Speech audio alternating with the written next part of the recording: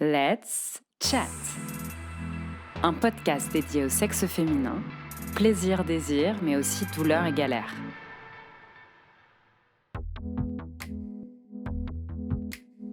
La vulvodynie se définit comme une douleur chronique ou périodique, souvent généralisée sur l'ensemble de la vulve, sans lésion réelle, parfois entrecoupée de rémissions, qui se traduisent par des sensations douloureuses localisées sur tout ou une partie de la vulve.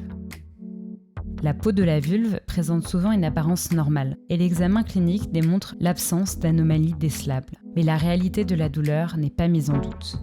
Parmi ces vulvodynies, il en est une appelée vestibulite ou vestibulodynie, car elle est localisée sur la zone de la vulve dite vestibule, juste à l'entrée du vagin. J'ai demandé à Gaëlle, Laura, Maria et Oran de nous expliquer comment ça s'est passé quand elles ont ressenti leurs premiers symptômes. Oran. Sont apparus au moment où j'ai mis des protections comme les tampons, des douleurs au niveau du vagin, que ce soit pendant les rapports de pénétration vaginale ou les tampons. Donc, ce qui n'a pas été très facile pour les règles et pour la sexualité. Quand j'ai voulu mettre des premiers tampons et que c'était douloureux, je me suis dit qu'il y avait un souci à ce niveau-là. Et donc, pendant les premiers copains que j'ai eus, parce que c'est par là que j'ai exploré, on va dire, mon corps, là, je me suis rendu compte qu'au toucher autour du vagin, c'était assez douloureux. Donc du coup, au tout début, j'ai pas du tout fait de pénétration vaginale, même avec un doigt, c'était douloureux. Maria. Il y a 3 ans, j'ai commencé à avoir des Gardnerella, ce sont des bactéries qui déséquilibrent la flore vaginale. Et suite à ça, j'ai eu des cystites, des mycoses, et j'ai commencé à avoir des brûlures à l'entrée du vagin. Et ensuite, ces brûlures, je les ai eues à chaque fois que j'ai eu des rapports sexuels et que j'ai encore des rapports sexuels actuellement. Donc, j'ai moins de cystite et de mycose et Gardnerella, mais là, c'est surtout les brûlures qui persistent. Et ce sont aussi des brûlures quand je mets des tampons et également quand je fais du vélo avec une selle qui n'est pas adaptée. Donc c'est vraiment au moment de la pénétration, pendant, après ça peut durer quelques minutes, plusieurs heures, et ça m'est déjà arrivé que ça m'a brûlé pendant 2 jours. Laura. En gros, j'ai enchaîné beaucoup de problèmes gynécologiques que j'ai pas soignés en soi. J'ai eu beaucoup de mycoses, beaucoup de cystites. Et en fait, après, ça a été un cercle infernal en pensant qu'en fait, c'était toujours ma mycose qui me faisait mal. Et donc, j'ai gardé cette douleur en moi, en fait, depuis l'âge de mes 15 ans. Ma douleur, elle se déclenche pendant mes rapports. Ça fait comme un tiraillement, comme si ma peau, elle s'éclatait de partout, surtout à l'entrée, en fait, de ma vulve. Et en fait, ça se tiraille, ça fait comme une grosse brûlure. Ça gratte, ça frotte, on va dire, et l'impression d'être rêche, alors que pas du tout. Gaëlle. Donc les premiers symptômes, je me souviens que quand j'étais petite, en fait, je pensais que c'était normal. Je pensais que toutes les filles et toutes les femmes, en fait, avaient mal comme ça au niveau de la vulve. Et c'était comme si j'avais des sortes de petites épines qui me faisaient mal. Et donc, je me suis pas trop posé de questions à ce moment-là parce que je pensais vraiment que tout le monde avait ça. Et le souci, c'était quand j'ai voulu insérer un tampon pour la première fois, je devais avoir 15 ans. Et c'était impossible, donc ça faisait hyper mal. Et par la suite, après les rapports sexuels, les pénétrations avec un mec, c'était juste impossible. Je ne savais pas du tout que c'était pas normal en quelque sorte. Enfin, oui, je me rendais compte qu'au niveau de mes copines, j'étais la seule à avoir ce problème-là, et donc je me posais vraiment des questions. Je me demandais en quoi j'étais pas normale. Je pensais que physiquement, en fait, mon vagin, tout ça était pas du tout normal. Que mon vagin, il y avait un problème, qu'il était pas assez élargi ou qu'il était, je savais pas trop parce que je me connaissais pas non plus. Ça m'est arrivé très très souvent de me forcer lors de rapports sexuels, lors de pénétration. Mais je crevais de mal au point d'en pleurer et faire des chutes de tension. Et c'est comme si on m'enfonçait des lames de rasoir, en fait. Ce n'est pas parce que la cause d'une douleur est invisible qu'elle est imaginaire. C'est pourtant ce à quoi beaucoup de personnes souffrant de vulvodynie ou de vestibulodynie font face. Leur douleur semble sans cesse sous-estimée ou moquée. Maria. D'abord, comme j'ai eu surtout des cystites et des mycoses et des Gardnerella, je suis d'abord allée voir mon médecin traitant pour s'occuper de ça spécifiquement. Et comme les brûlures étaient constantes, je suis allée voir mon gynécologue qui, lui, est persuadé toujours maintenant que c'est psychologique et que je ne lubrifie pas assez. Donc, il m'a prescrit des crèmes apaisantes, lubrifiants, etc. Et mes douleurs persistaient. Je suis allée voir plusieurs gynécos, des sages-femmes, et à chaque fois, pour eux, c'était dû c'est dans ma tête. Hein. Et je suis même presque sûre qu'ils pensaient que j'avais subi des violences parce qu'ils me posaient la question. Et je leur disais non, absolument pas. Mais je sentais que eux, non, je dis pas la vérité. C'est vraiment psychologique. Et il y a même un gynécologue qui m'a dit que ça allait passer et que souvent les femmes, quand elles ont leur premier enfant, eh bien, elles ont plus ce problème-là. Et en plus, les gynécos, eux, enfin, on ne voit pas de plaie, on ne voit pas de rougeur, donc ça paraît inexistant. Il n'y a aucune preuve physique lors de l'examination gynéco. C'est ça aussi qui les font se dire que ça n'existe pas. Ensuite, je suis allée retourner chez un médecin traitant, donc au bout de 2 ans et demi, et un médecin traitant qui était vraiment extrêmement à l'écoute. Et lui, il s'est dit que c'était peut-être un problème au niveau du vestibule, donc à l'entrée du vagin, et il m'a conseillé d'aller voir une kiné qui fait des séances de kiné périnéale.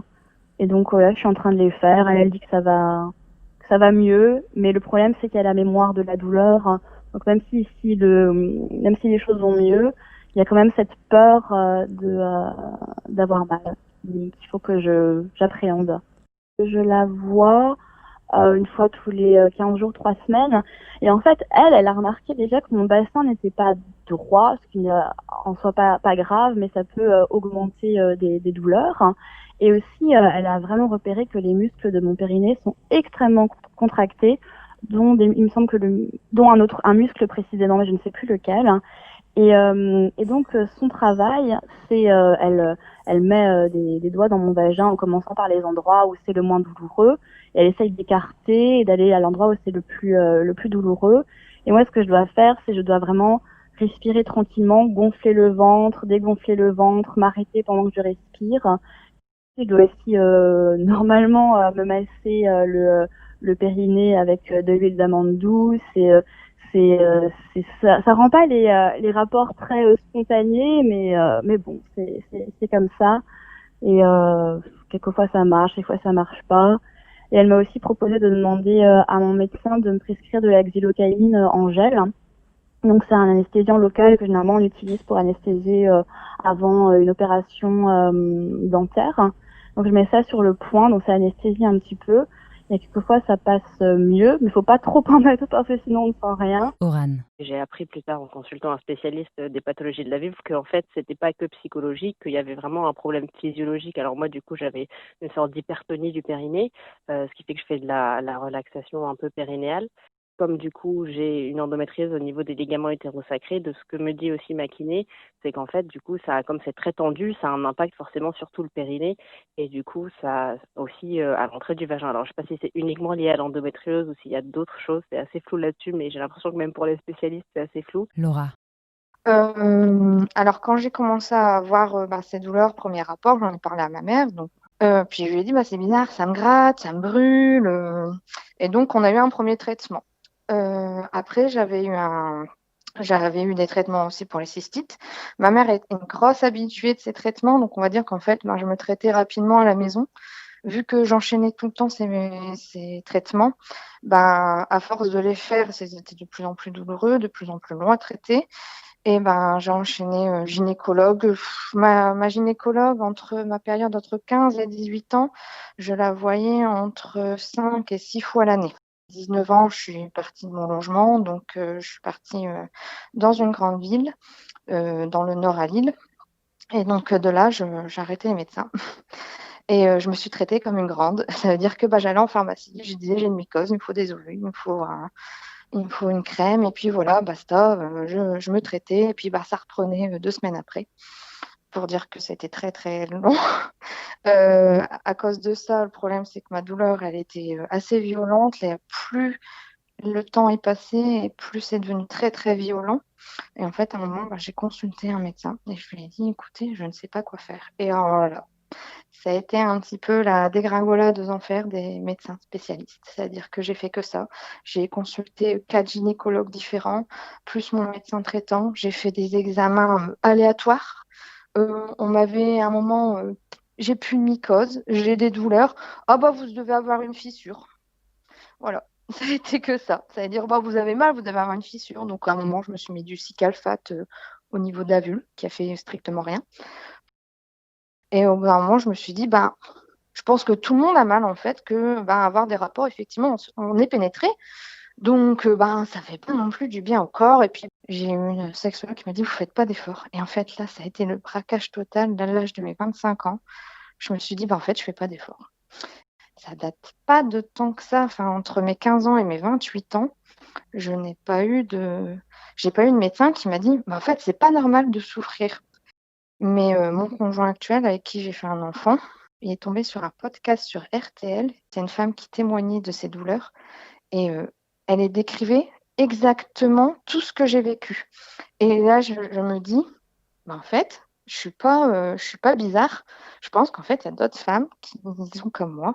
Et donc de là, bah, voilà, on en a commencé à en parler, on a commencé à se renseigner. Et bah, on a posé voilà, le diagnostic que voilà, là, c'était une vulvodynie. Alors, bah, ma sage-femme, c'est celle qui m'a suivie pour ma deuxième grossesse.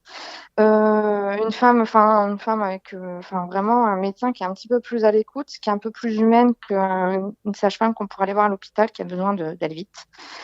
Grâce à elle, j'ai pu reprendre un petit peu confiance en moi, du fait que ben, elle m'a toujours écoutée. Et donc là, en fait, avec mon conjoint, il m'a dit, il faut que tu reprennes rendez-vous. Quand on a trouvé des mots sur ce que j'avais, on a été la voir, on lui en a parlé. Elle dit, bah écoutez, elle dit, c'est pas quelque chose qu'on connaît beaucoup dans le domaine médical au niveau de la gynécologie, parce que pas beaucoup de femmes en fait qui en parlent. C'est pas qu'il n'y a pas beaucoup de femmes qui en ont pas, beaucoup de femmes l'ont, mais elles n'en parlent pas. Donc le problème, c'est que ben, dans le domaine médical, on ne le traite pas spécialement. Et là, je vais peut-être aller voir un médecin. Il va falloir que je fasse 1 heure et demie de route pour pouvoir voir un spécialiste qui connaît un petit peu ce que je vis en fait.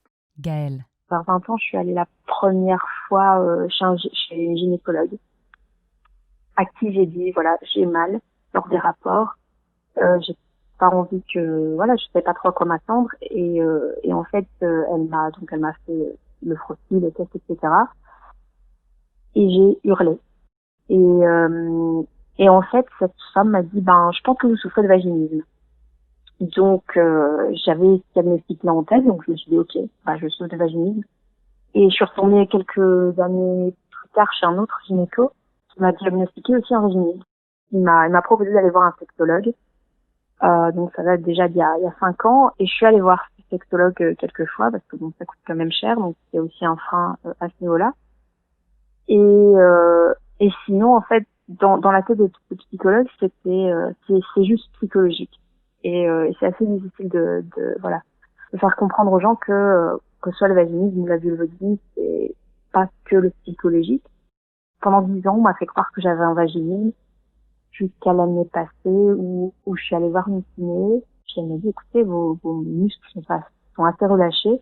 C'est pas du vaginisme, je pense que c'est quelque chose d'autre. Et c'est là que je me suis tournée vers la vestibulite, la vulvodynie, etc. Et puis j'ai rendez-vous chez un médecin, donc chez un gynéco qui est spécialisé justement dans toutes les maladies de la vulve. Et apparemment, voilà, c'est vraiment son dada, la vulvodynie. Je leur ai demandé aussi quel impact la vulvodynie ou la vestibulodynie a sur leur vie sexuelle et comment leur entourage réagit quand elles parlent de ce qu'elles vivent. Quel soutien trouvent-elles auprès de leurs proches ? Aurane. Donc au début, je me respectais pas forcément énormément et j'avais un peu les normes de la société où il fallait absolument faire cette pénétration vaginale pour le plaisir de l'autre sans penser au sien. Parfois, ça m'arrivait d'en pleurer tellement c'était douloureux.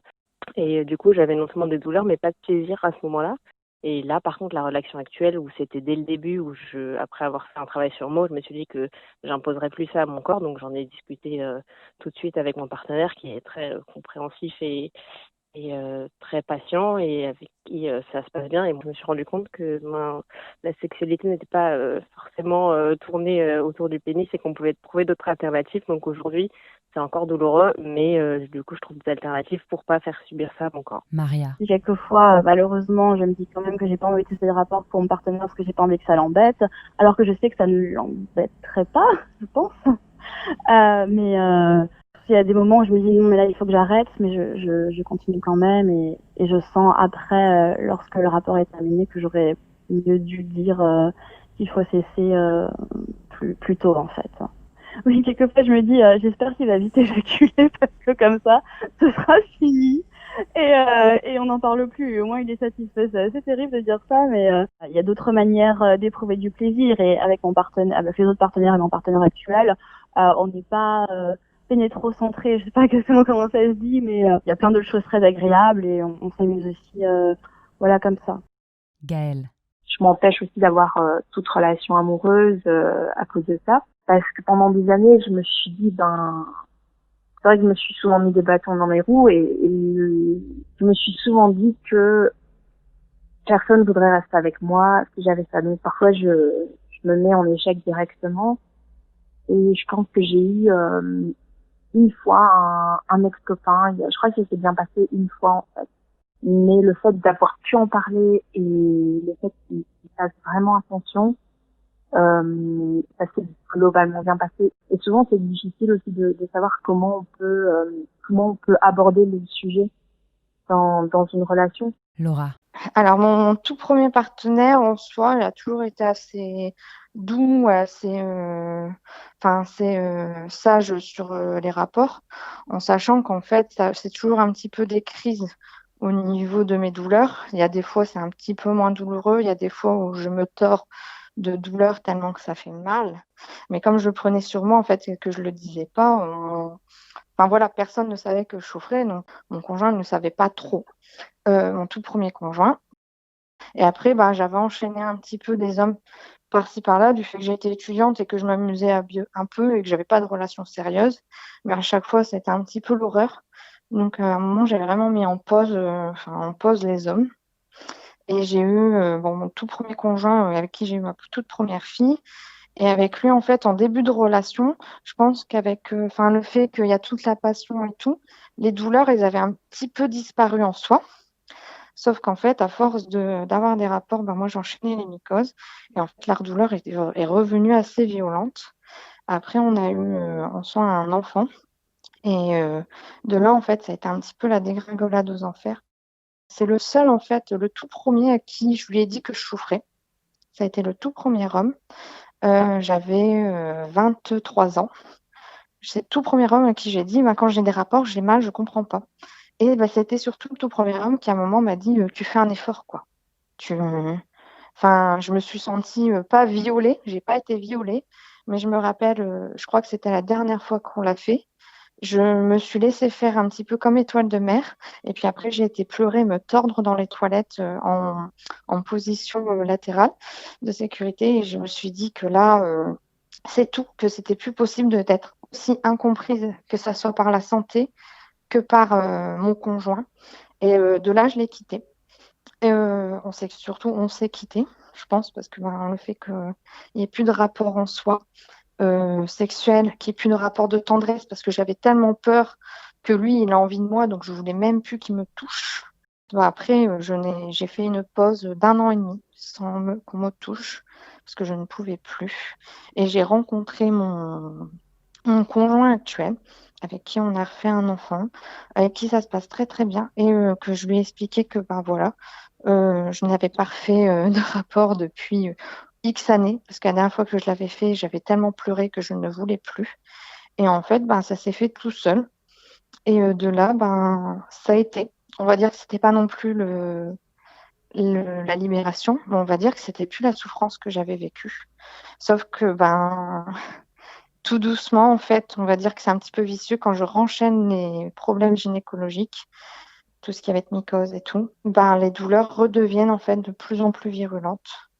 Et mon conjoint l'a toujours compris, il m'a toujours laissé des pauses entre deux. En fait, le fait de ne pas le faire tout le temps me permet en fait de pas trop avoir mal. Et il a toujours compris. Et donc là, en fait, quand on a réussi en fait à trouver de quoi je souffrais en vrai, maintenant il me laisse toujours tout faire. Et en fait, il fait toujours tout pour en fait avoir du plaisir sans pénétration. Donc en fait, il a tout à fait compris en fait que pour pas avoir une baisse de libido, pour pas avoir la baisse de tendresse qu'on a entre nous, bah on peut toujours se faire plaisir sans en fait sans en fait se faire du mal. Et puis lui, de toute façon, il ne prend pas plaisir à me faire mal, donc il n'ose plus trop en fait me faire mal. Mais ça n'empêche qu'en fait, il a compris et que c'était pas, qu'on prenait pas pour une folle en fait. Et donc, de là, j'ai libéré la parole à tous mes proches en disant que en fait, les gens, je souffre, je suis là, je souffre, mais en soi, je veux dire, ça existe et que personne ne doit souffrir comme moi je souffre dans le silence.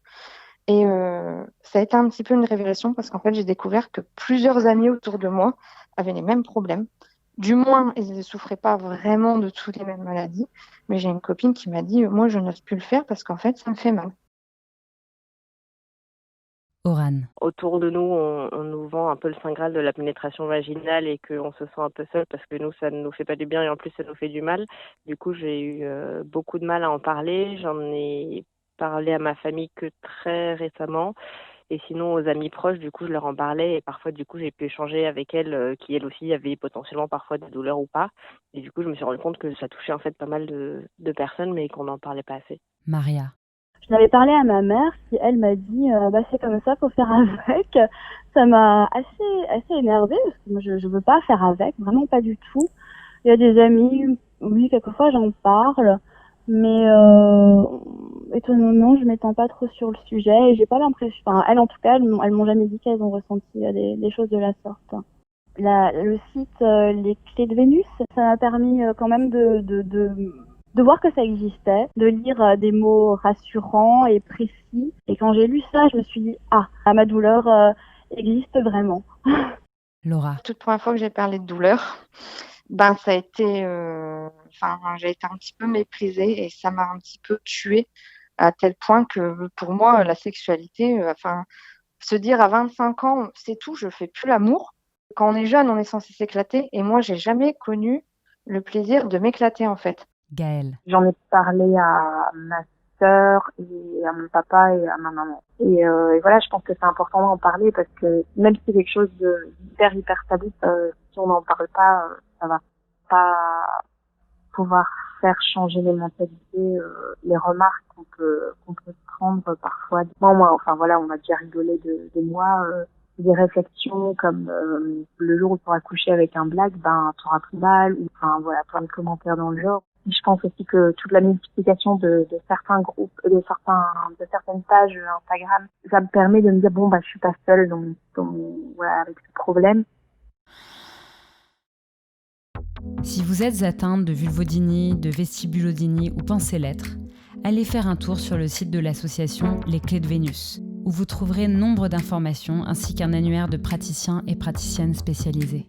J'espère que cet épisode vous a plu. Merci infiniment à celles qui m'ont ouvert la porte de leur intimité. Vous aurez peut-être reconnu Oran, qui a déjà témoigné dans l'épisode sur l'endométriose. Et oui, il y en a beaucoup qui malheureusement cumulent plusieurs maladies ou syndromes. Ça fera d'ailleurs l'objet d'un épisode à part entière. Alors rendez-vous au prochain épisode et en attendant, je vous invite à continuer la discussion sur le Facebook et l'Instagram de Let's Chat.